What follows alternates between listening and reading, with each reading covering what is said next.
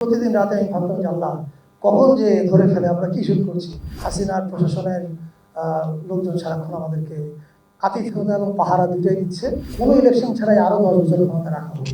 ওখানকার আওয়ামী লীগ ঘনিষ্ঠরা উনি নিচে গিয়ে বলেছেন ফারুকী সাহেব নিজেরা চালাক মনে করে। এই ফিল্মটা আমরা শুরু করেছি 2023-এর নভেম্বরে। ছবিটা দেখলে পরে বুঝতে পারবেন যে তখন আমরা কতটা আতঙ্কের মধ্যে ছিলাম। হাসিনার প্রশাসনের লোকজন সারাক্ষণ আমাদেরকে আতিথ্যতা এবং পাহারা দুটোই দিচ্ছে এবং ভিতরে আমরা এই জিনিস শুরু করছি। এবং প্রতিদিন রাতে আমি ভাবতাম যে আল্লাহ কখন যে ধরে ফেলে, আমরা কি শুরু করছি। এবং একদিনের কথা আমি বলতে চাই, আমরা শুরু করছিলাম নওগাঁর ডিসি অফিসের মিটিংয়ে। তাই আমি বললাম যে আচ্ছা, আপনাদের ডিসি অফিসের মিটিংয়ে সাধারণত কারা যায়, ওই বয়সী লোকদের চাই, আমি অভিনেতা অভিনেত্রী চাই না। তো আনা হয় একদল লোককে, শুটিং শুরু হচ্ছে।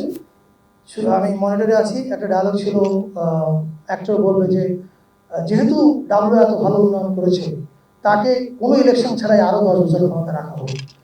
এটা বলা মাত্রই যিনি বলছেন তার পাশে একজন প্রবীণ নাগরিক বসা ছিলেন। আমি দেখলাম চেয়ারটা খুব কালো করলেন, আস্তে উঠে চলে গেলেন, মানে শর্টের মধ্যে ক্যামেরা থেকে বের হয়ে চলে গেলেন। এবং আমি তো আতঙ্কে আছি যে কি বলবো, উঠে গেলেন কেন। মাঠের অলরাউন্ডার আমি, আর ঘরের allrounder Taylux. Taylux toilet cleaner, clean মানেই টাইলক্স।